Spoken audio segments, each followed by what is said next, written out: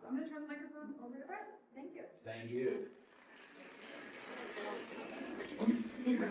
Thank you all for being here this evening. We really appreciate it. What we're going to do real quick, I'm going to just say thanks for coming to this postponed event. Thanks to the Chesapeake Bay Maritime Museum for hosting the Upper Shore Regional Folklife Center and the Maryland State Arts Council for the support for us doing this. I want to thank our watermen. What I'm going to do is make a quick introduction. I'll roll through everybody. We'll give them a round of applause. We'll have a little conversation, and then in a little while, we'll throw it out to the audience for questions and answers from our panel. I'm going to start here right to my immediate right. This is Jeff Harrison. Jeff first worked on the water as a mate on his grandfather's fishing boat. At the age of 9, he achieved his own captain's license at the age of 19. His experience is wide-ranging, but he spent most of his long career catching crabs and oysters. He's been an officer of the Talbot County Watermen's Association for 13 years and president for 8 or 9, something like that. Next to him, I have Joey Sadler. Joey is at least a 5th generation waterman, a 2nd generation fishing boat captain. He worked fishing parties with his dad at 8 years old, earning $5 a day and culling oysters for $1. He bought his first boat at the age of 12, and he now operates a 42-foot fishing vessel that he designed. Next to him, I have LT, Lawrence LT Tyler. He's a native lifetime resident of Tillman Island.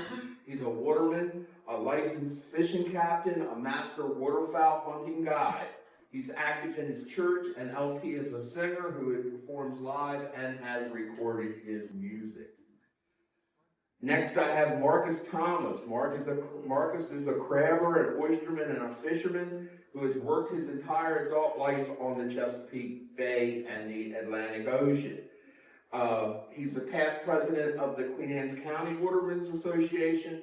Marcus now lives on the Eastern Shore of Virginia, where thanks to his home-based business, many folks around him simply know him as the Crab Man. Marcus and I also graduated school together. He's a longtime friend, and like all of the panel, I certainly appreciate him having driven up from down on the shore to be with us tonight. After that, I have my friend Rachel Fosenbaker. Her family came to live on the Eastern Shore when she was 15. Her husband David, who's with us here tonight, introduced her to recreational crabbing, and she fell in love with it. A decade ago, she began commercially crabbing on her own, and over the last couple winters has started dredging for oysters. And then there on the end, I have my buddy Sam.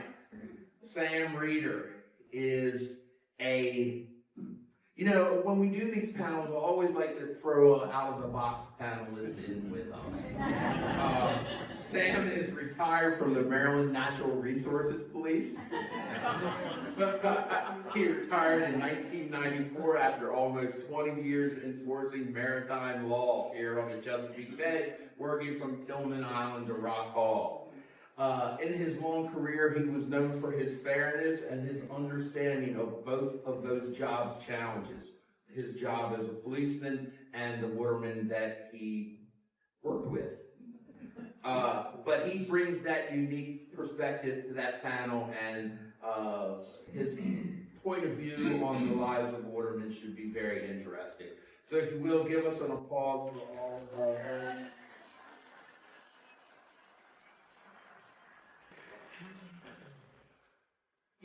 weather has been a recent topic of conversation.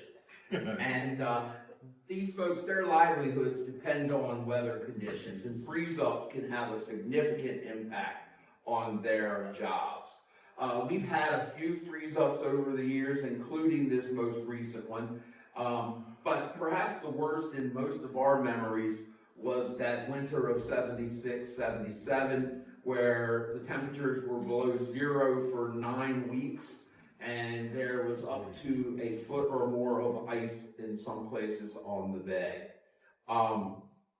What I'm curious about tonight is, what is your jobs like when there are severe water or severe weather complications, and do you have any stories regarding weather and freeze up. So I'm gonna go to Jeff first and let him answer.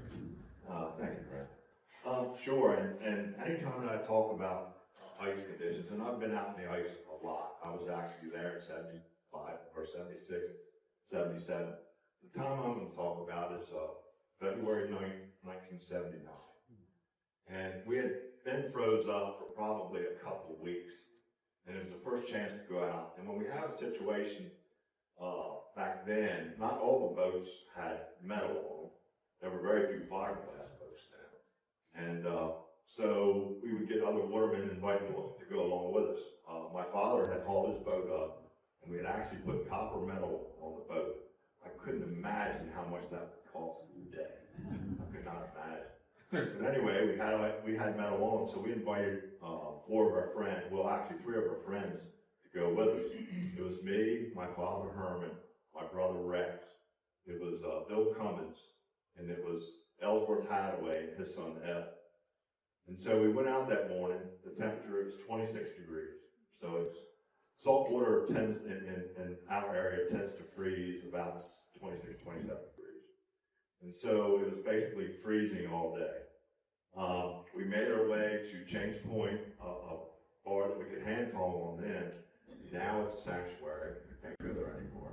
I'd love to get back where we were that day. Just one more time. But anyway, we started towing, and we were catching a few oysters. What you have to realize is back then we anchored at the stern, you let the line ahead, and of course we had 2 people culling oysters and 4 people towing. So the people in the front got the first whack at them, and the people in the back got the leftovers. But we were still glad to be there because we hadn't caught anything for 2 or 3 weeks. So it was one of those days that as the day went on, it actually got colder. And I don't know if you've ever heard watermen talk about that river chill. When you talk about a river chill that day, boy, it was bad.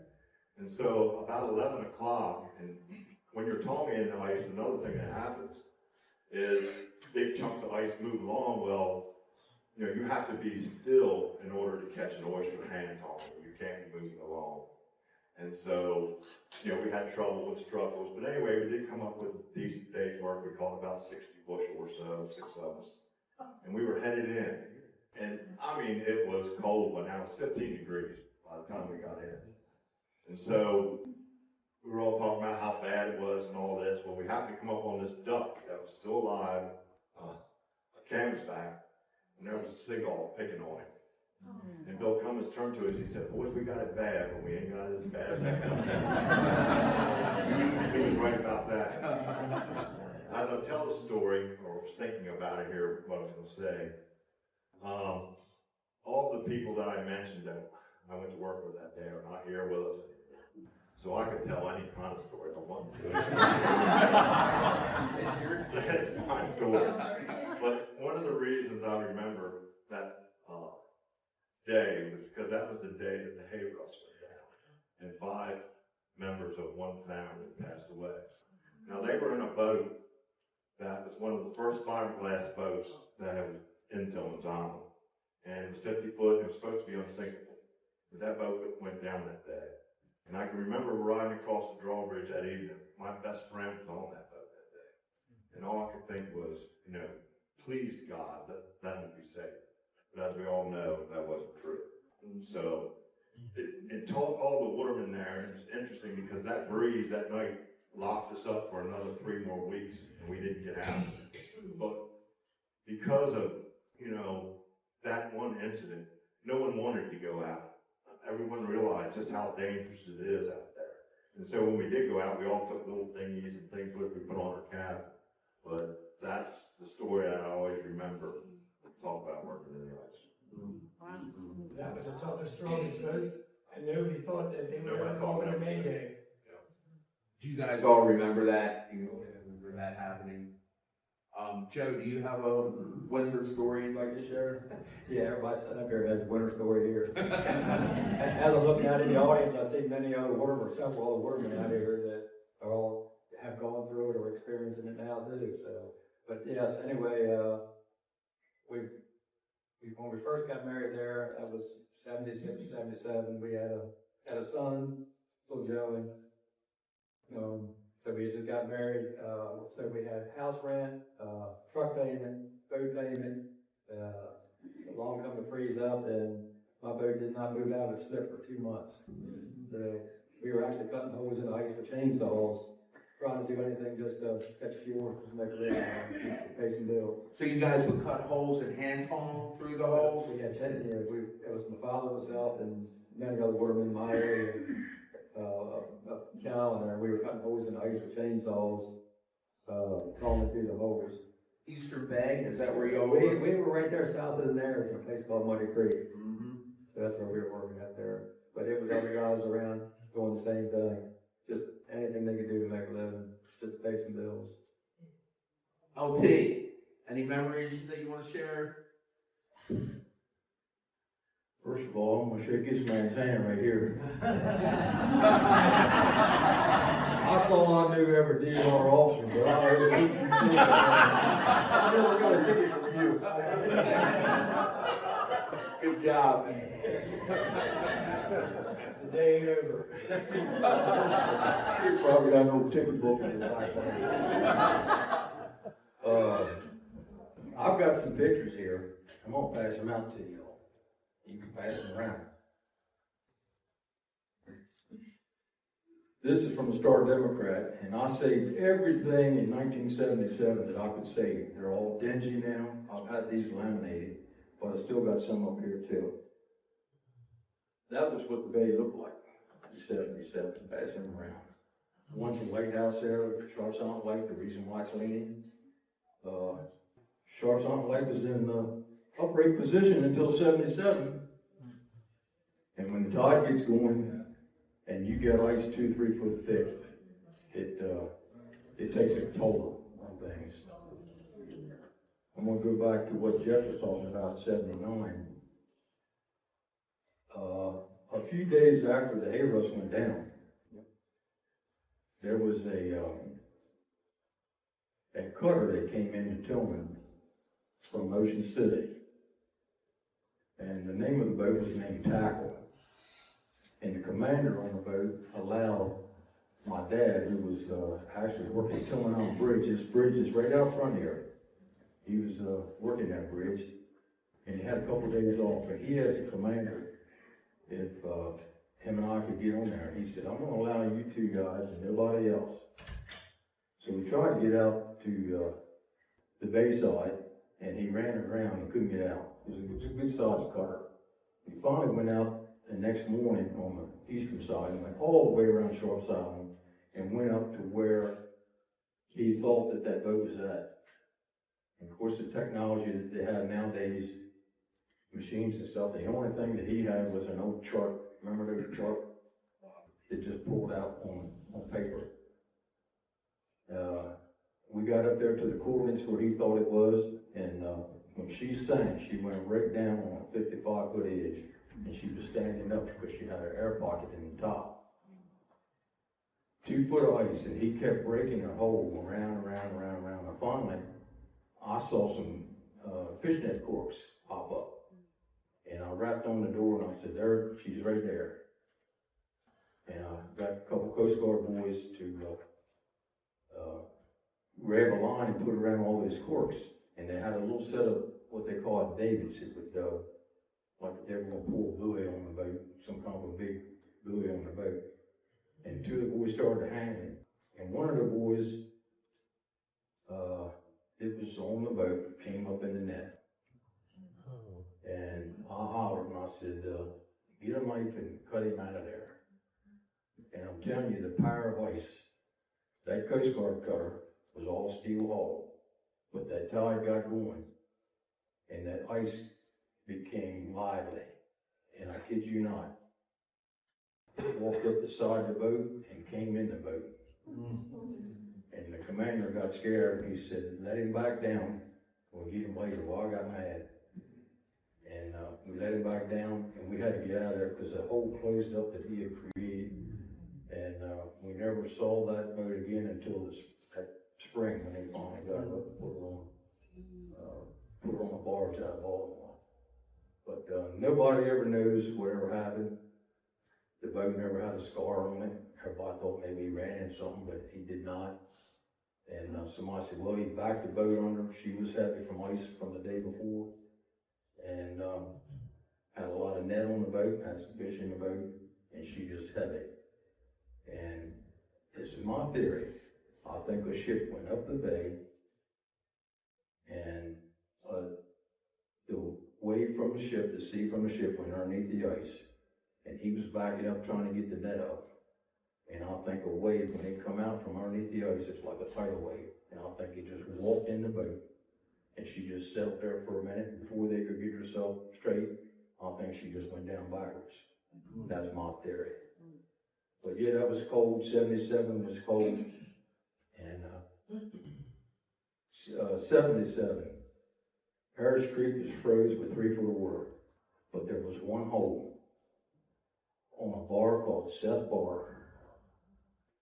And the only reason why it was open is because, you get this, God Almighty put a bunch of geese down there, and they paddled around all night long and kept it open. I kid you not. So when we saw the hole, I don't know whether you were around that time or not, but we decided we're going to dredge, which was illegal at the time. And do what they call hand scrape, pull it by hand. So some guys, including Joe, we took cars and trucks out on the ice, in which we heard our fathers before us that were born in the 30s that did the same thing. And we've been done the same thing too. And just luckily, that hole was open, and we were able to do something illegal, but we made a living. You don't have to confess, LP. Hey, Marcus, you and I talked a lot when we did our oral history interview, and I know you have some weather stories as well, particularly maybe when you were diving for oysters. Was that an experience that you'd want to share with us? The diving for oysters was a big deal on Kent, it still is, on Kent Island where I was basically cut my teeth out, I guess you would say. And I remember the freeze-ups would come and we would be jammed up with ice, and once things started to let up just a little bit, we would all get in big packs and we'd meet at the end of Kent Narrows there in Kent Island, and we would bust our way. The bigger, stronger fiberglass boats would bust our way through the ice, and some of us older ones, the older wooden ones, and we put stainless steel on my boat.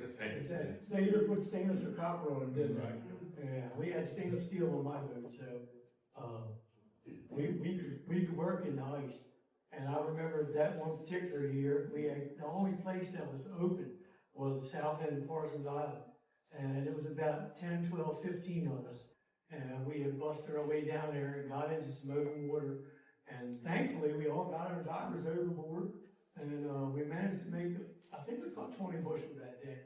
But there was one point during the day when all the ice was moving around the bank, and we all had to pull our divers up, put them on the boats, and we had to wait for probably about 2.5 miles issue of ice to roll through the area where we were working. It had to float through with the tide. So that would roll through with the tide, and then we had to spin back around and get back on the oyster bar. Wow. And I do remember hand towing on the ice when I was in high school. We put sleds on, or we put skiffs on flexible flyers. I'm showing my age. We put a skiff on a flexible flyer and drag it out there, and we used chainsaws and hand tongs. And I remember we caught 5 bushel just goofing around one day in the afternoon. Back then it wasn't no time limit on oyster. You could oyster from sun up till sundown. And we caught 5 bushel real quick. And the guy I was with said, well, we'll go back the next day. Well, he got his brother with us. And we went back the next day, and we couldn't find that hole. We skated. We were on ice skating now. And we ice skated around for about 3 hours looking for where we were the day before. We didn't have a GPS in our backpack. Change that. And we ended up giving up. But I do remember one more thing. If you put the chainsaw into that ice, you had to be real careful cutting the ice with the chainsaw, because if you cut down too deep, then the wood would come up onto the chainsaw and flood the motor out. Jay, you said you had something you wanted to add? Yeah, the audience has heard us talk about metal on your boats a couple of times, and if you held up that piece of paper, the metal we were talking about putting on the sides of the boat isn't much thicker than that right there. So it's just Can't see your ass. it's just from cutting the wooden boat off. Make a big difference, huh? It's still not a steel boat. Right. It's still a wooden boat underneath that little bit of metal. It sliced the boat like a razor blade, a wooden boat. The ice will. Hey, Rachel, I know that you've been crabbing for about 10 years, a little more than that, right? And just started working winters, the last couple of winters. So this winter's probably been the most ice you've seen in your career, or no? Oh, no, I didn't see no ice. You see, I made a comment a couple of years ago, it takes big balls to be a waterman. I don't have those. Mine are gonna stay on the land. A couple of years ago, we went out and there was enough ice. And have you ever heard the ice in a boat drop? Hold your ears, just drop and start praying because it sounds like it's gonna take your boat under. It's the Wow. most disturbing noise ever. And you're like, oh my gosh, we're going down. It echoes inside the cabin. And then it echoes in my head all day long. You work by yourself? You dredge by yourself? Who, me? Oh, yeah. No, I take my husband with me. Oh, very good. Oh, no. Right. No, seriously, no waterman should be out on those boats by themselves in the middle of winter. Seriously, that I've heard of men going out when the market's bad or the price is low, they won't take their callers, they're out there tonguing, they have a heart attack, and God bless, find them a couple days later. I hate those stories. Right. But they are very, very real. No one should be on those boats by themselves. And now my husband's diving with ice over top of his head, and, the gray hairs are popping, It's nothing to scoff at, is it? It's dangerous out there. No. Sam, in your career, was ice and, were weather events part of your experience as well? Yeah, in the same time there, I had to do a rescue down on Cox Creek. There was a hole that opened up in current. There was 3 wooden boats there, and the tide started going out, and the big field broke loose and hammered the post in. And me and my sergeant got a 16-foot whaler hauled right down and put the boat off the shore. The rocket broke through, and we got out there and saved 6 guys, 2 boats. By the time we got there, it was just the top of the cabin sitting on top of the boat. Wow. You saved everybody? You were able to save everybody? That's amazing, dude. Once we put them all on our little boat, 16-footer, and the ice caught us, and we had to work our way around it. We finally got back to the shore. Got everybody out. Saving people was a big part of the job, wasn't Yeah, it? I did a lot of that. It was part of the phenomenon. That event. Down at the end, my buddy Tyrone Meredith and I, like Marcus and I, we go back to childhood. We grew up together. Tyrone is a 5th generation waterman. His father was Captain Eldridge Meredith, the 105th Admiral of the Chesapeake. Captain Eldridge was one of the first head boat captains out of Kenton, which has become a great tradition. You told me some stories about weather. You've had a few adventures out there yourself, haven't you? Yeah, back in 1977 when Marcus was talking about it, they used to walk out on ice from Greenwood Creek about a mile, take chainsaws and cut in ice and tongs on ice and catch horses. Then they had to walk them all the way back. But I was too young then, I just watched them. I didn't go out on the ice to catch any horses. So that was back in 77, Marcus was froze up like 3 months, the whole day froze up. Nobody could work for like 3 months. People was driving trucks on the ice, bringing the horses back. And it stayed frozen up a long time. A lot worse than what it is this year. Yeah, big difference. And the weather thing often makes me think about how adaptability is so important in the career of watermen. They have to adapt to new markets, adapt to new technology and methods. of harvesting. Things break down all the time, laws change. And so, you guys have all, for the most part, had pretty diverse careers. You've done a lot of different things. Tyrone, you told me that you looked at Watermen as inventors sometimes. They had to invent something just like before the tongue puller, they pulled them up by hand. So you have to be a real worker. Now they got a tongue puller, you step on the button, and they pull it up. So you got guys that still 60, 70 years old, and what's Lewis Carter is, 77, Yeah. they still talking. Because, they invented the tongue puller. It pulls the tongues up. So he's able to continue to work because of that.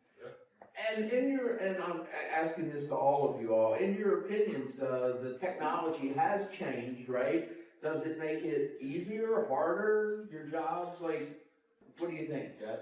Yeah, well, without a doubt, of course, I have all the hydraulics for my, pulling up my, trot line before I used to pull it by hand.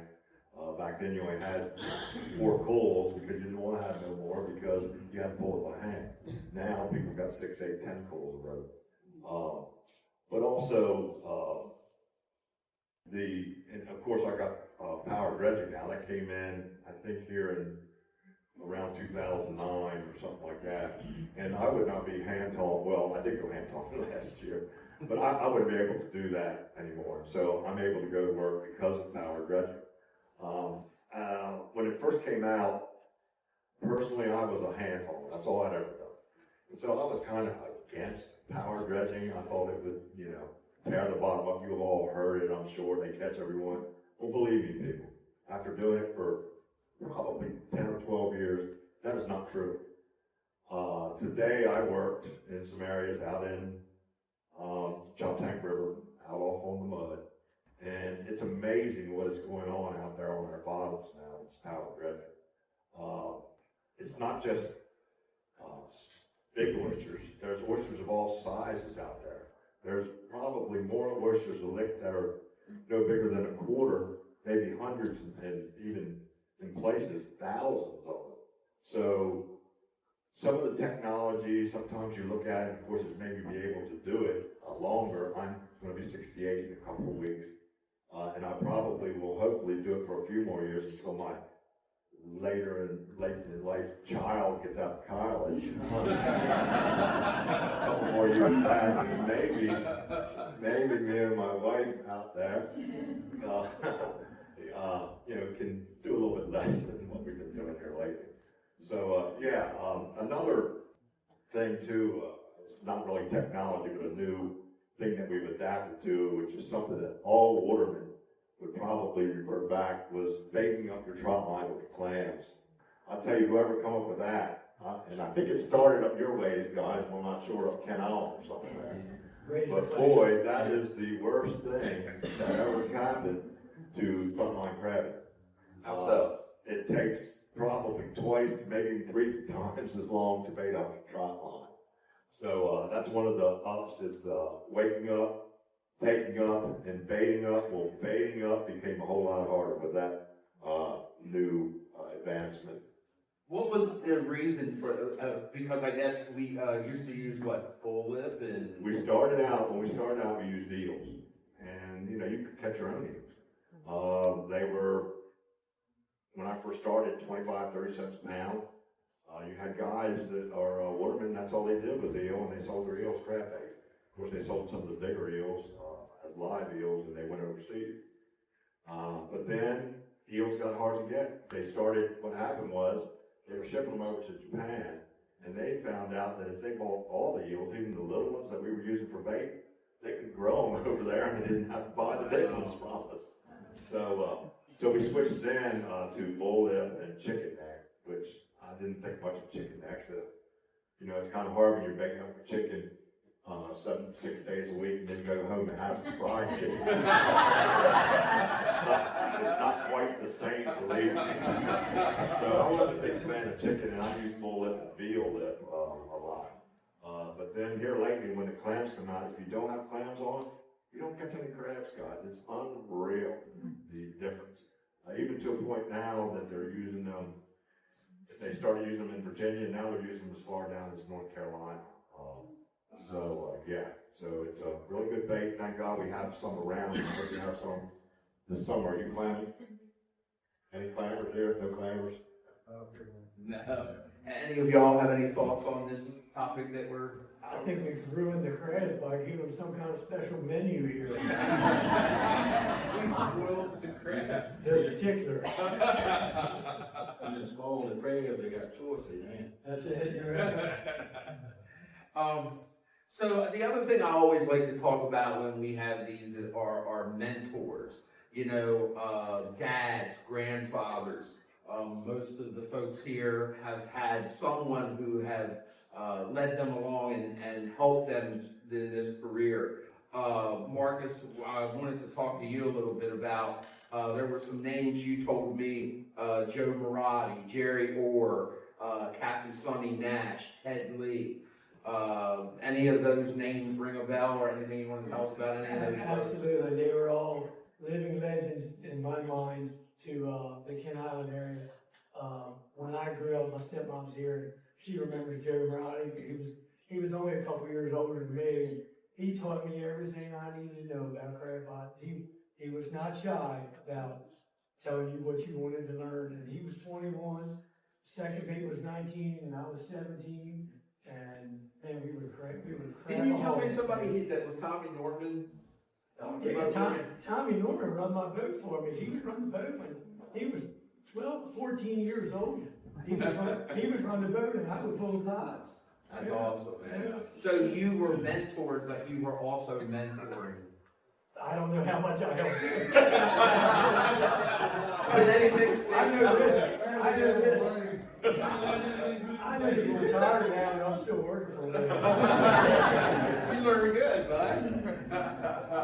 LT, you got any thoughts? Or Joe, you guys got any thoughts on mentors? My father was probably my mentor. Like Jeff, when you live in a place like Kent Island or Tillman Island, when you're 6, 7 years old, you get a rowboat, and then you just progress from there. And my father, he never did like to steer a boat, and he put me at the helm when I was 8. And he said, start shooting up to these crab pot boys, and I'll pull the pots. So I did. And I can remember the old gear shift that they had. You had to press on something before you could get the gear shift to go in. I'm a little heavy now, I could probably do it, but back in those days, I had to stand with both feet on top of it and shoot. They had quarter transmissions in them, didn't they? They only went in second gear, they didn't go any further. So, anyway, that's where I got my start, but just watching my father. Everything that he did, just watching, that's how I learned. And it wasn't like he beat it in my head or anything, but I did later on in life, I had 1,000 crab pots. Had 2 guys hired every summer. Made some bucks, but at the end of the year, you wound up with nothing. You had to reinvest in your rig all the time. Bobby Aaron said, after all the years of crab, he said, all you end up with in the backyard is a bunch of rusty chicken wire. That's it. Anyway, I had this young boy working for me, and he was from Tillman. And I says, Brian, I'm gonna show you how I do it, but if you can come up with a little bit easier way of doing it, you do it your way. I said, well, here's how we do it. So we walked through it. And I said, now there's only 2 things that I might get mad at. And one is, if I come down here tomorrow morning and this boat has a dead battery and I have to rob the battery out of the truck, you know, you've done that before, and put on this boat, it's not going to be good. So one morning, lo and behold, it happened. And I got the battery out of the truck, put it on the boat, got the motor going, started going out. The very first crab pot, right out Tillman Island nearest, I wound it in the prop. And I had to get towed in. And it was on there so tight that I had to get hauled up at Reeser's boatyard, and he had to take a blowtorch to get the arm off. That's how tight it was. So finally, I got straight, and then it was along about 9 o'clock. Well, your day is shot. I'm an early riser, and I like to get my stuff done early and be done with it, and then later on in the evening, then that's when you relax. So I was mad anyway with the battery, and mad that it was 9 o'clock. And finally, we got straight from the crab pot, started going out the narrows. I said, well, we'll fish a couple strings and see what we got. And on the way out, I went to the stern of the boat, and I went, get off and stay off. And he looked at me, and wasn't nobody back there. And about 2 or 3 hours later, as we were coming in, he tapped me on the shoulder, and he said, Mr. LT, said, who was that you kicked off the boat this morning? I said, that was that devil. I had enough of him, and I was getting off here.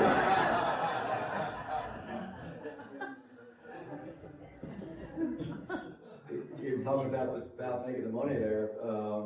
I'm going back a few years now. A good friend of mine, good waterman from Tillman Island named Cam Russell Dodds told me this. He said the worst thing that watermen have to do is fight amongst themselves here, or fight your own self, in something called instant gratification. He said, because you go out there and things are going right, and you fall into some crabs or clams or fish, and you come home and you got a pocket full of money. Well, the next day it's blowing and the market might be messed up, so you're reaching in your pocket, taking that money out that you made that day and spending it along the pile of things, or to pay the bills that you think that you're going to make the money every day, and it doesn't work like that. So he said we're all guilty of it, because that's what keeps us going. We're always looking for that big hit out there, with fish, clams, crab, fish, oysters. But he said instant gratification is our own worst enemy. Yeah. Because you have to make it when you can and save for the future there. Because every day isn't going to be super out there. It's going to be good days and bad days, and you got to plan ahead for the bad ones. Rachel, I'm curious about you. Did anyone, as you got started in your career, give you any advice that sticks with you? Stay the hell out of my way. Oh yes, yes. I heard that a lot. Stay the hell out of the way. That stuck. Oh, no, there was, so in my situation, because I'm a woman, That's correct. I would be, that's right, I don't have them big balls. Men would not, come to me and say, hey, are you okay? Do you need anything? They didn't offer advice. If I got on the radio and mum's the word, nobody would, speak back. Nobody knew who I was. So in that was valuable lessons. I had to depend on me and my husband, who was always a phone call away. Usually he was, giving me a swift kick in the, get it together, woman, Moral support. or the swift kick. But no, I would have to say, so, I started out in the Y, and bless his soul, Chucky Schneidman, who recently passed, he was a good mentor for me. He was always there. He taught me what a true waterman does, which is you're always there when your fellow waterman needs help. And I would say my first fire, which was Dale Dawson, they would always give you advice and help. Yeah. Alan Foster was the one that was stay the hell out of the way, girl. But all of it helped you figure it out. Absolutely. Sam, I'm going to jump over you. I want to ask Tyrone about your dad. You told me that sometimes you still hear his voice. I did. And one thing he stressed, like he was talking, like he was stressed. And I used to work with him on his boat all the time. He told me, said, boy, you want to do what you want on my boat, you need to get your own boat. And so I went and bought my own boat. He said, ain't nothing like having your own. He gets you up every morning, didn't he? Every morning, 4 o'clock, I still hear his voice in my head. What are you still doing in bed, right? Boy, you ain't up yet. All right, so now we want to talk to Sam a little bit about his experiences as an authority out there on the bay. I want to ask you about your duties at the time, because things have changed, but what you were required to do. And I also am very curious about what it was like living around the people that you policed. You threw some names out at me when we talked. You talked about Ralph Lee and Wes Thompson, characters who we know. You told me a little story about a walnut tree. And so if you could share a couple of your stories about working I keep wanting to say working with these guys, but working around these guys. I'll start with that. I thoroughly enjoyed working with the Watermen. In the summertime, I did not like the summertime around Kent Narrows because there was a lot of what we call chicken neckers. They were terrible to work with. Watermen, I knew them. I grew up with a lot of them around Kent Island there. My kids went to school with them. And I just had a good rapport. And I understood their work because before I went to Nam, I netted for a couple of years up in the Susquehanna. So I understood that type of work. But, I remember the good times, dealing with water and the oak tree. It was a high tide and, there was a clamor, I won't say who, in Chester River, was getting really close to shore. So I set up on him and watched him. I was under the oak tree right on the shoreline. He would come within 20 feet of me, make us fast. So I started thinking, I gotta have some fun with this. So I got a walnut, I tossed it when he come by, hit him in the head. Like that. I did this about 4 times. He made 4 passes through there real close. About the 4th time, I said, all right, so I stood up and he looked at me. I won't say the words exactly. I said, you pull out, dump them out, see it, die. Ralph Lee was your neighbor, Yeah, right? Ralph was, yeah. Ralph was an iconic Kent Island waterman. Yes. Ralph Lee said he'd rather hand-home than have sex. So there you go. That's what he said. But you guys, like, every morning, you compared it to that old cartoon of the dog and and... the wolf and the lamb, you know, heading out. That was kind of a rapport we had. It was good. It was good. One morning, I remember Ralph had bought some 42 tongs, 42 foot.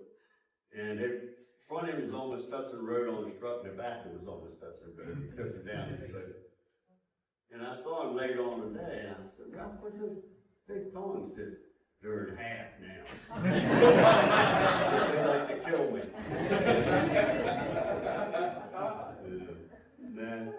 There are a lot of characters out there on the water as well, right? Had some good times.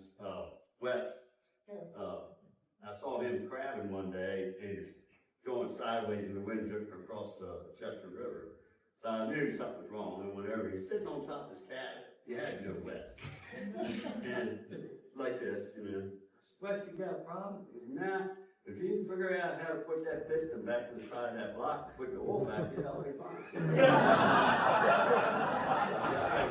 I said, I'll tell you on into there. Well, we had just received orders not to do what he told us. So I said, nah, I'm not going to leave the guy. So I told him, coming into the Kent Narrows, it's summertime, red-eyes, dark bars, full of people. Ralph's still sitting on top of the cabin, hollering, that SOB arrested me, thank you.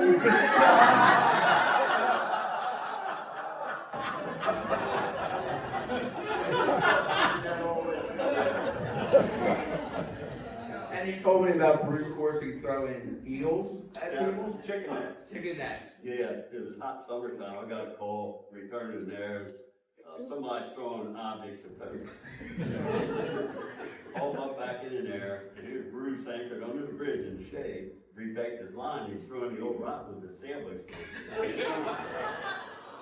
And he was slightly inebriated. That's right, Bruce. I said, you gotta stop doing this. He said, well, they're chicken neckers, ain't they? Come on, got him, put his boat back in the slip, and had somebody take him home. So what about the rest of you? I don't want you to necessarily tell on yourselves, but do you have any stories about dealing with the authorities?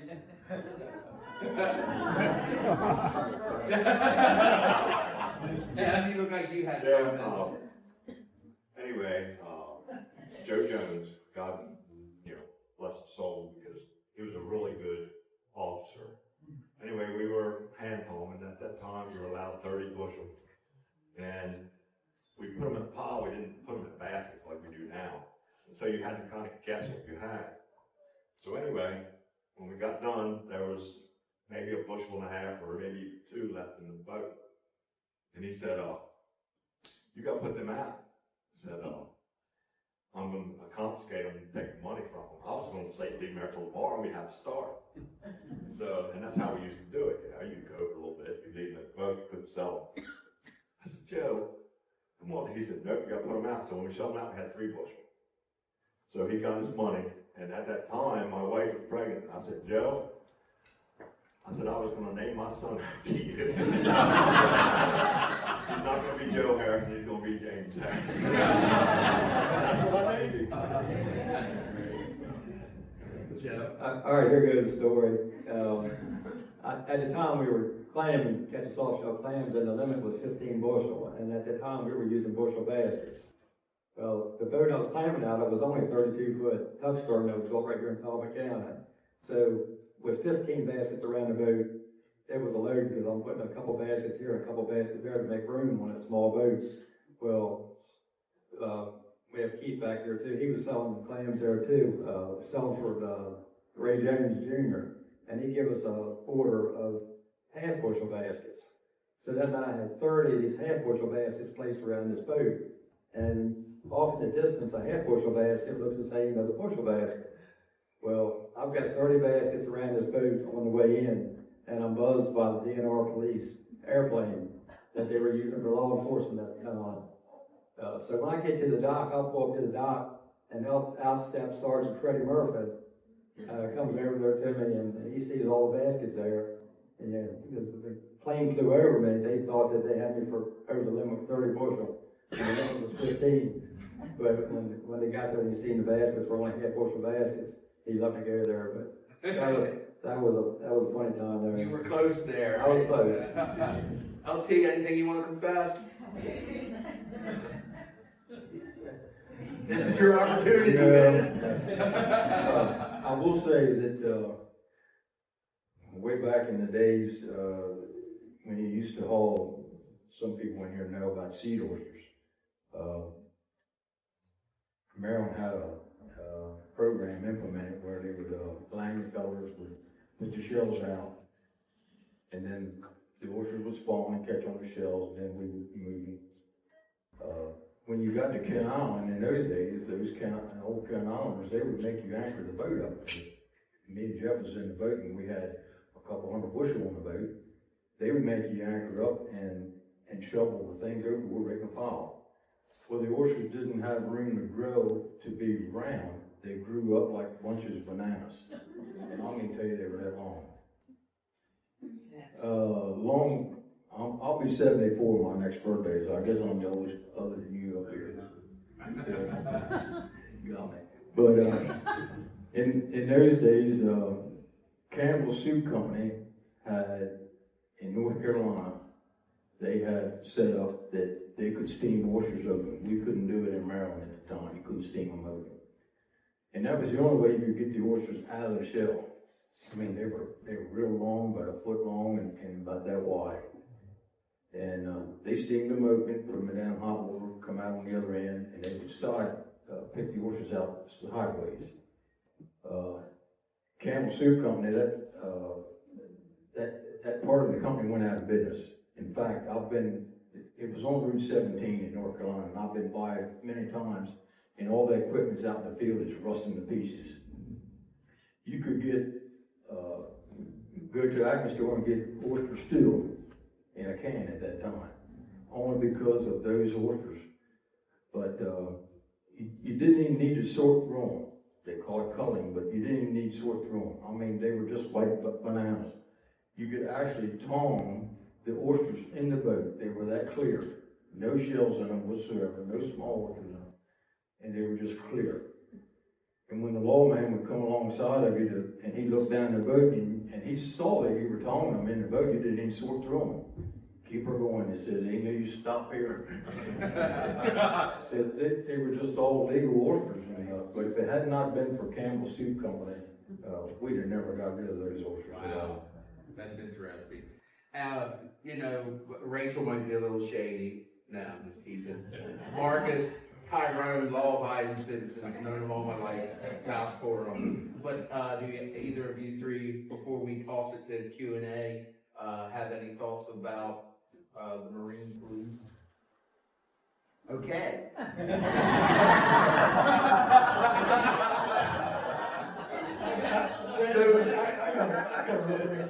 Marcus had. We were oystering, diving for oysters in a place where we weren't supposed to be there. And there was pea soup fog that day. And I had another boat next to me. And we had caught on limit right quick. And the diver comes up and he says, man, you want to catch a few more over limit? And I said, man, we got our limit now. We're one over. I said, man, we're looking good. I said, well, why since you come up, let's just get in the boat and let's go. Well, while this is going on, I look over to the boat next to me. He had radar. I didn't have radar. He's looking in his window at his radar, and I go like, are we okay? And he goes, I told my diver, I said, man, get your ass in the boat, get up in the cab. Take this one bushel over the limit, put it up there with you. And I cleaned the boat up quick as I could, and I threw the coals to her.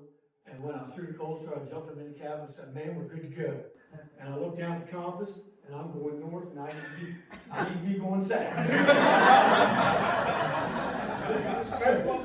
So I spun her around and threw the coals to her, and just about time we get over the line where we were supposed to be, I backed her off, and man, when I backed her off, here comes DNR cop right on my stern. And we got a ticket.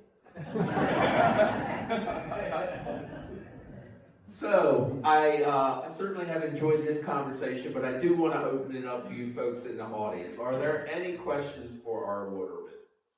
And I would just add that I've got people online, I've got people in the room. If you have a question and you're online, you can put it in the chat. If you are here in the room, you're gonna kind of make eye contact with me, and I will come to you with the microphone so everybody can hear. Any questions? Debbie? I'd like for Sam to tell the story about down at Catanaros at the public ramp about the call you got for a stolen battery. Oh, today, the marina, the water marina in there. Got a call, one of the watermen complaining he had stuff stolen off his boat, so I go down and take a report. It was a battery that's taken out of his boat. So he had just a receipt and description of it and all that stuff. So I'm okay. Well, about 2 days later, I get another call down in the marina. Somebody stole my battery, different boat. So I go over there and take this right across from this guy. Take the report. It's identical description on it. All right. Somebody's taking. Anyways, about 3 or 4 days later, I get a third one, and it's right beside the original guy, and it's his battery. The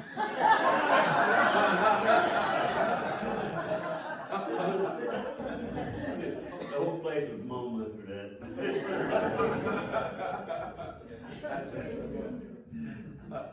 Anyone else got a question for panel?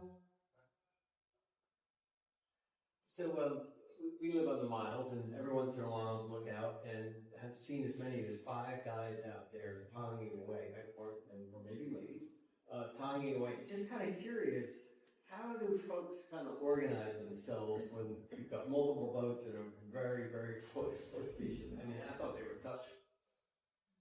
That's a cool question, you guys. Yeah, that's very possibly true that they were bumping against one another, and I've seen it just that thick. But usually when that goes on, you're really on a lot of oysters, you know, and so, but it's really everybody for themselves, first one there gets it, you know, and I've seen where there's been words, I've seen where people have been boarding their rigs and take somebody's antenna off the other boat, or knock a window out. Close enough to talk. Yeah, too, right? oh, definitely close enough to talk. Definitely close enough to talk. Actually, one time, I have a story I don't like to tell. Anyway, this happened to me, and it was, we were up Harris Creek again, and then you can't go up again now, Palmy. And I had an anchor over, but I also had a jigger anchor over, which you throw off the side to kind of pull you over, because a lot of times, if you're laying up down with the tide, and the place that you're working actually goes this way, you have to pull yourself over on it, so moving the boat all the time. So anyway, I had my little spot there. We almost had our limit. Well, here comes this boat behind me, trying to get close to us. He came real close one time, and he never really hit that spot. And then the next time he comes down a little closer, and he got a good grab of it. Well, as soon as I seen him spin around again, I grabbed my jigger anchor and I pulled it over a little bit. so that he couldn't come down there, you know? Because as far as I was concerned, they were mine. But anyway, he stops behind me, and he's going along, and you see him feeling, he felt my jigger anchor, and he pulled it up. So then I spun over this way. Well, hell flew into me, folks. And I was a young man then. And I've been in a lot of jigger anchor throwing contests. Boy, I wish I had that one, because when he come up by me, I threw it right at his head. Wow. Yeah, and it went across the top of his cabin. It missed his head. Well, he actually had to move out of the way. And it missed his radar. He had a radar ram up there by about 6 inches. So anyway, as I was pulling it, I never thought I've actually got to get this motor or this anchor back. I was pulling it across his boat. And he was accosting me, and I was accosting him. There was a lot going on. But anyway, it all worked out when we got to shore. We apologized. He apologized. I apologized. We worked it out. So, but like I say, I wish that I had known how far I threw it that day, because I'm sure I threw it 150. All right, we've got a question that came in online. As a boater, I've often thought that if boating were a video game, I'd be able to turn crab pots off. I appreciate what you guys do, and I love crabs. What advice do you have for boaters to avoid your lines? Keep your eyes open. Yeah, keep your eyes open. I trot line. You learn over the years places that you never want to lay. There are certain places where these boats travel by all the time, but there are times when you have to get there, and almost, especially on the weekends, you're going to get your line towed. I'm sure you had yours towed in Lawrence a couple times. I was taking my line up one time, and I'm taking it up, going down the line, all of a sudden the line turns and goes this way. And I looked, and I had a sailboat on the other end. Wow. So I had to spin around, and I pulled the line up, and I knew the guy. And when I got there, he was headed towards the Solomon. And he said he couldn't figure out what was going on. He said he knew that he had her in gear, but he wasn't moving. He was going backwards because I was pulling. He wouldn't. That's very conscientious to ask that, though, because it is a concern out there, right? I mean, it drives us. Well, I have to agree with Jeff. We know where the hot spots are. I crab mostly Treadwell now. I will go to the Y, and that is a valid concern. And I want it to be known that we are conscious that there's busy boat traffic, so I will purposely lay differently so my buoys are closer to shore, not near the channel. Try to have big enough, bright enough buoys. Just give us, a 30-foot radius around the buoys so you're not hitting any anchor lines. But we go through that as well. If you're ever in the Y and it's a Saturday afternoon, it looks like somebody popped open a bag of Skittles with all their snatch traps, you know what I mean? And we've got our catch for the morning, and we're, navigating through all these snatch traps, and I can't tell you how many I've gotten around my wheel. So I can only imagine how frustrating it is for the pleasure boater, but we are conscious about it. We do recognize it. And we don't want our line in your wheel any more than you do. Right. Those lines are not cheap. And Tyrone, you working out of Kent Narrows, you see a lot of pleasure boats right out there. The traffic coming through that Kent Narrows Bridge on the weekend is a nightmare. Yeah. And you run head boats. Y'all run so head you boats. have how many people? Trying to get sometimes 40 some people trying to get through the bridge because they got to open the bridge for me when I come through.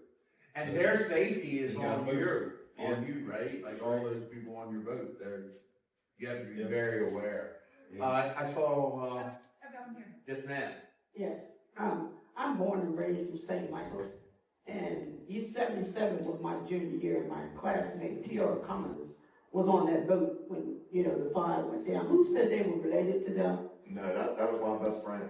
No, I was 21, he was 19. Okay, yeah, T.R., we graduated, well, he didn't graduate, he was prom, the king for the homecoming that year. But I can remember it, and I lived in St. Michael's, and we walked down here, and I think about it right now. We went from out here, because all this wasn't here, and we walked all the way out in the bay It was like 15 of us, and I think about it now, we could have died. Yeah. And you know what? That was when I decided, I met this lady, because I said, two jobs, I'm a retired school teacher, 2 jobs I'm not gonna do, is a farmer and be a work on the water. That taught me right there. I had never seen it. And since then, has that bay ever froze like that again? Does anybody remember? Since 77, did the bay ever freeze like that? No. We didn't go to school for 2 weeks. It's not like that, but something that's concerning is, you know, the last 2 years, we've seen it get colder, and usually that's how it starts. So, one of the reasons we're concerned as watermen is because, you know, you have to have an icebreaker around. We always have one station down at Tillman in those kind of weather. Well, this year there's only 2 icebreakers the state has. One of them's down the bay with Smith Island and Tangier Island, and the other one is up the bay. He's stationed either in Kent Island or across to Annapolis, and so we're kind of left out. So one of the things, you know, we want to understand that right now that it's trying times as far as money, but we need another icebreaker, or they got a subcontract somebody or something in our area. Yes. I so love all your stories, and you're kind of the last cowboys of the East. What do you think the future is for your watermen? And do you have family, or are you training people to follow behind you? I'm just curious. It's such a wonderful occupation, and I love your stories. Rachel? And I love your crabs. And oyster. So for me, I had hope. I had hope that maybe my daughter, maybe my son, maybe my niece, my nephew, they've all been out on the boat with me. My daughter spent many a summers on the boat crabbing with me that now she won't even look at it. My son says maybe when he retires from the military. I'm still hopeful I got a niece and nephew. But in all honesty, if you think you're going to go out there and get rich, no. A lot of years, my husband and I had a conversation on the way here, you're just breaking even because the boat is constant maintenance. And you can tell a waterman who takes care of their boat and a waterman who doesn't. It is a work boat, but you still have to put the work into the boat. And that instant gratification is a lot of what the younger generation is looking for. And they're always going for bigger, better, more. Every year is going to be different, you know. So I hope the watermen legacies continue. I hope this is a job that will be here for the next 40, 50 years. But I think the generation needs to understand that it's not instant gratification. And you have to work hard at it. You just don't jump on a boat, go catch crabs, and make all this money. Tyrone, your grandson is interested in being a captain, right? Yeah, right now he is. He told me. He goes fishing, but I don't know what he's gonna do, down the road. But And if he were to follow that, he'd be 6th generation? He's 6th generation. Yeah. He likes to come out every summer when school is out, but he's becoming a teenager now. Anybody else got thoughts on that? Yeah, we're really concerned. Of course, I'm a 5th generation waterman, and very likely the last waterman in my family. I have 3 sons. They're one of them's an IT engineer, computer engineer. The other's a mechanical engineer, and the other one wants to be in film. He's currently in college now. I do have some grandchildren, possible. They do enjoy, we go fishing all the time, they enjoy on the boat, but I'm like everybody else here. We're really at a point where it's such a hard job. We're still getting paid the same price that we got 30 years ago. Everything else is going up, and it's just hard. And then there's more and more people moving into the area, taking up slips and things like that. We've been fortunate here in Talbot County that county council and the state kind of looked after us as a public dock. But our concern now, we have a lot of younger watermen actually in Tillman right now, more than we've had in a while, that are in their 20s and early 30s. And our concern is that this winter like this, where, you know, the first time they've really seen this kind of hardships, that we're going to lose some of them. Some of them have already gone off and got jobs because they've had to, you know, and we understand that. So that's our concern now, is that no matter how hard we try to keep the water industry going, there's still this inevitability that, you know, we're kind of in our last days. LT, Joe, you guys got any thoughts on that? When I was a kid coming up, you just couldn't wait, especially if you were on some crabs or you knew where some oysters were. You couldn't sleep at night knowing the next day what it would, where you'd be at the next morning, and you couldn't sleep. You didn't have to look over your shoulder, but they put so many rules and regulations, restrictions on you.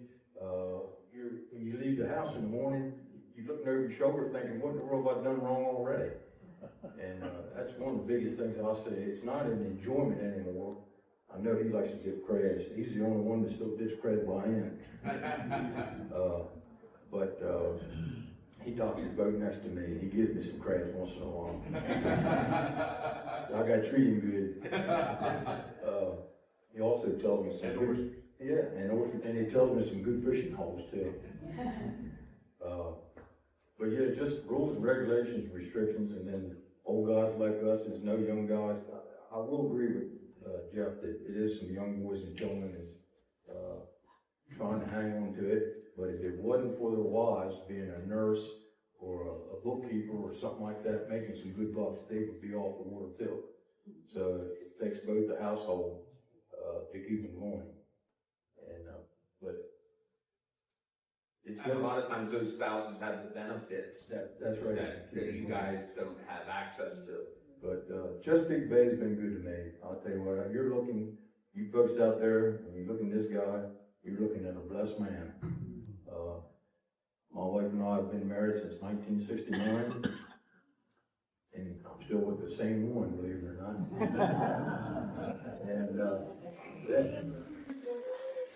And I've got 2 granddaughters, and we've lived long enough that we've got 2 great-grandchildren. One is 8, one is 6, I believe. And my mother is 93 years old, and she lives home with us. And that's 5 generations right there. You don't see that much anymore. So I'm a fortunate man, I'm a blessed man. In Chesapeake Bay, you have good years, you have bad years. It's just a cycle. It's nothing wrong with over-harvest, has nothing to do with it. It's a cycle that it runs through. You have to get through that bad cycle a couple of years, and all of a sudden, have to save up when you do have a good year or a good oyster season, a good crab season. You have to fall back on it in between seasons.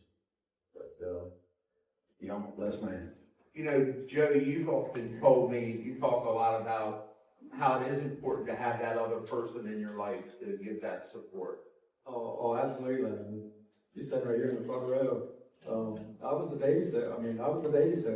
She worked and she had the insurance.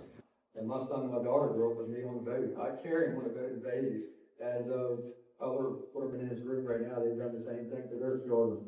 They grew up on the boat with them. But being a waterman in the Sadler family stops with me. My son, we finally got him off the water, and he has a real good land job. And of course, he loves the water, and so does my daughter. But as far as making a living on it, it stops with me. Questions? I was just, can you hear me? Yes, ma'am. I was just wondering how the oyster farming industry has been affecting your business, or if it hasn't. That's an interesting question too, even to us. Right now, a little bit the parts of our market problems, and it's not aquaculture in Maryland. It's actually on the West Coast. There's some really huge aquaculture, and it's all aquaculture out there, by the way. The Pacific Seafood is one of them, and I mean and what they're doing is now they're trying to infiltrate our markets on the East Coast, and so that's why a little bit of what we see going on with our markets is because they're being flooded with other oysters. So, but locally we don't see much of. What happens is most of the time they really can't compete with us in the wintertime, because when I figure out we're getting $35 a bushel and there's 200 oysters in a basket or maybe a few more, we're getting about 17, 18 cents a piece. Whereas they're getting 50 or 60 cents a piece in order to be able to make it. So they really can't sell many this time of year because they can't sell them cheap enough. what they do is in the summer. So in a way, in some ways, they've kind of helped us because they've gotten more people to eat oysters in the summertime. When it first started back in 2010, even up until like 2016, we actually seen our prices go up from $30 up 40, and right before COVID, we were getting $50 a bushel. And I kind of attributed a little bit of that to aquaculture because there was all this talk about oysters. There was all this, oh, you got to try them on a half shell. All the bars will sell them. You got to go to these different, bars and try all different kinds of brands. But another thing that came out of that was now, and I talked to my oyster buyer, whereas he used to sell 10 boxes of oysters to this restaurant, 10 boxes to that one. Now he sells one to this one and one to that one because they want 10 different brands. And so we found out that we need to do better branding of our product.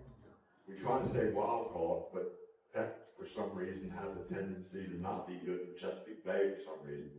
So now in this weekend, we're actually shucking oysters and giving them away up to Easton, 5 to 8 Friday evening, 11 to 8 on Saturday at the Fire and Ice.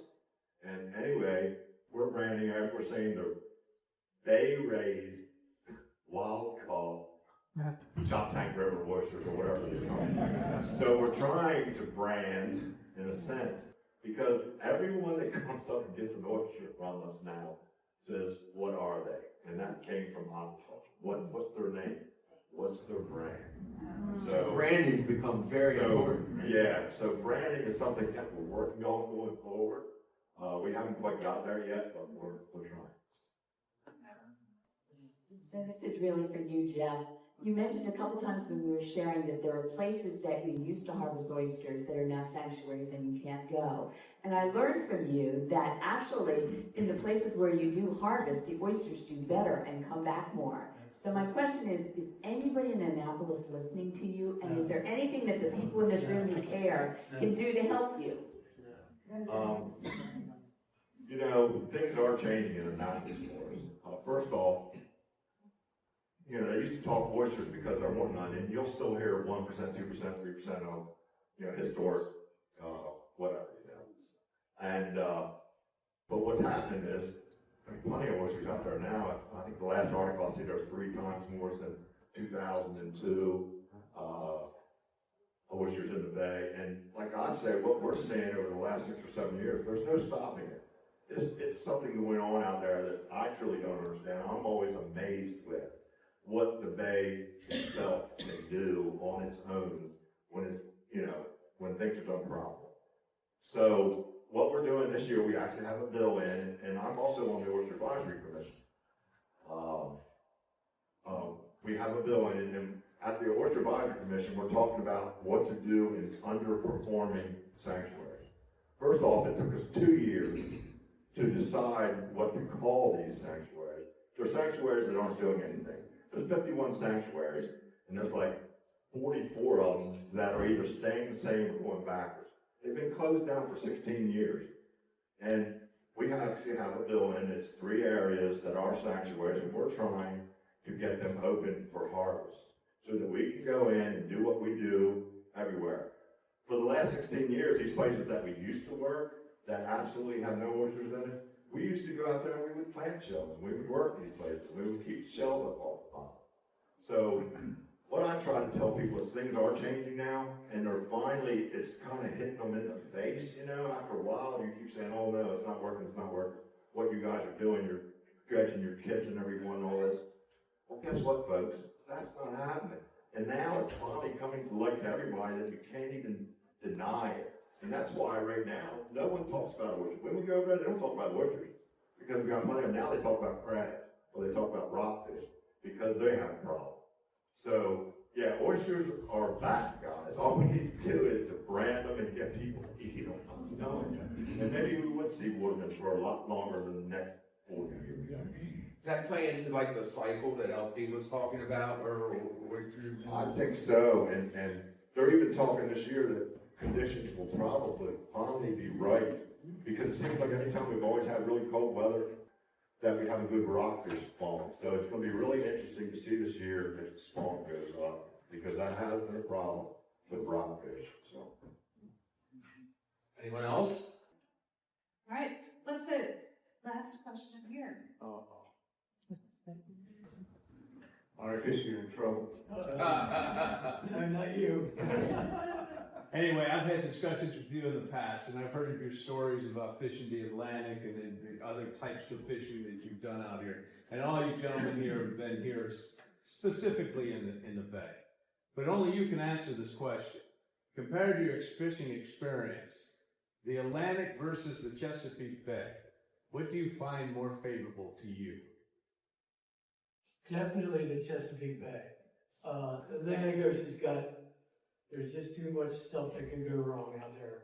I love the ocean. I spent plenty of time out there, made some money out there, but it's just a little bit spooky. When you're oystering, like we're all oystering and working together, I can get on the VHF and call somebody and they're within 20, 30 minutes from me. And when you're 30 miles offshore, you're in a whole other world, you know? So my answer to that question is definitely the Chesapeake Bay. Some people love the ocean, but Marcus, you told me a story about a bad day out on the ocean that turned good, right? And I guess maybe we'll wind up with that. yeah, you remember this. Anybody know what a monkfish is? Well, we were monk fishing when we relocated to Virginia.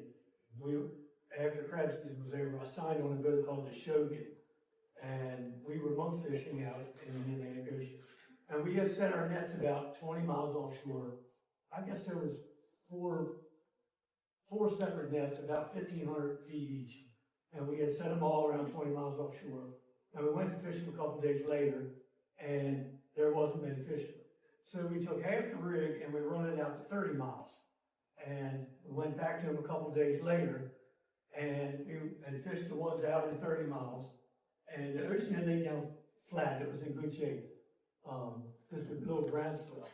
And we were moved from the outside nets to the inside nets. And the other guy on the boat, Dan, the captain was steering the boat, he was up the cabin. And myself and Dan were cleaning fish. Well, I had broke my knife. And I went up into the cabin and I said, Herb, I broke my knife. Herb was this little gruff little dude. You can never understand what he's saying. All the time. He was a bad son of a bitch, I'll tell you what. And he hands me another knife and he goes, man, I'm having trouble steering. And I'm like, well, what do you want to do? He goes, well, we're only about 2 miles from the other set of nets. And I said, okay. And I went to walk outside and it had a big V8 Detroit diesel in it, but no mufflers on it. It was loud as hell. You know, we all wore earphones on the boat. And he goes, wait a minute, we better check it out. So I went out and told Dan, I said, Dan, we got to break everything down. He's having trouble steering. So we broke up, it's like a calling board that went down through the middle of the boat. And so we broke everything down. And the engine box, it's that like about high as this thing here. And when we broke everything down, we pulled the engine box lid up. And when we did, water shot right up to the canopy. The whole entire motor was underwater. The alternator, the blades on the alternator were throwing water up into the roof. The only thing out of the water was the breather. And I said, I don't know how the boat stayed running. And I looked over on the starboard side, this port side, and I said, the batteries were underwater. If she had this much more water in her, the boat would have rolled over. We didn't even know what was going on because we were just cruising along with a 5-seat. We never realized the boat was filling up with water. I said, Herb, we got to shut this motor down. He says, if we shut the motor down, she'll never restart. It had a pump on the back of the motor. When you started the motor up, it was a gear-driven pump that pumped water all the time. We used to clean the boat up. It was a big hose. Well, he goes, Dan, is that hose pumping water? And Dan pulled the hose up and it didn't have nothing coming out of it. It always had water coming out of it. You needed that pump to keep the boat, to keep the horse in. And Herb said, oh my. Herb jumped down in the water, he jumped down in the boat next to the engine and shut a gate valve off. And he went right to the cabin. And he started calling the Coast Guard. And I said, well, shit, they won't understand him because he can't talk. in the meantime, Dan went from, he was turning green, he was flipping out, and so was I. So I stood next to her as he called the Coast Guard. Then he called the Coast Guard, and her Coast Guard came right back to him.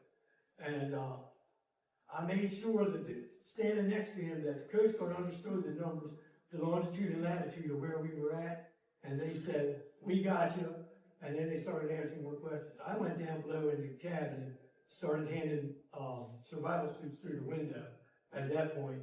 And we started working on trying to get the boat pumped out. We had a spare pump on there.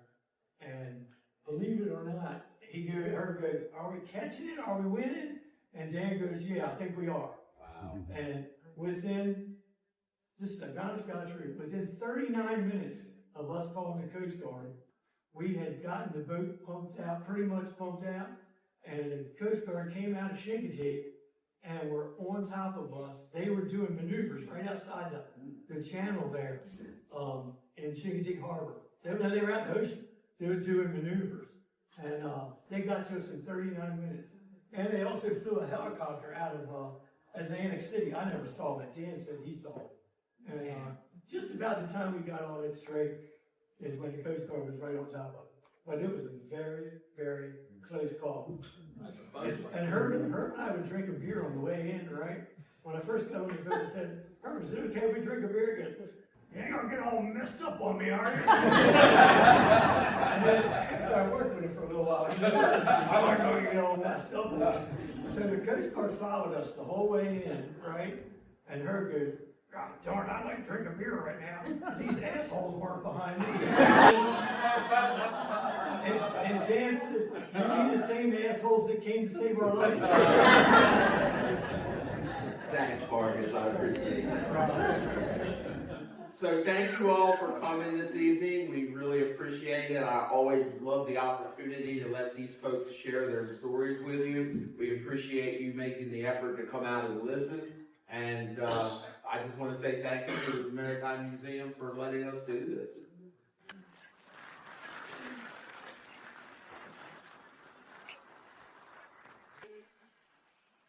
I'm so glad that all of you were able to join us this evening.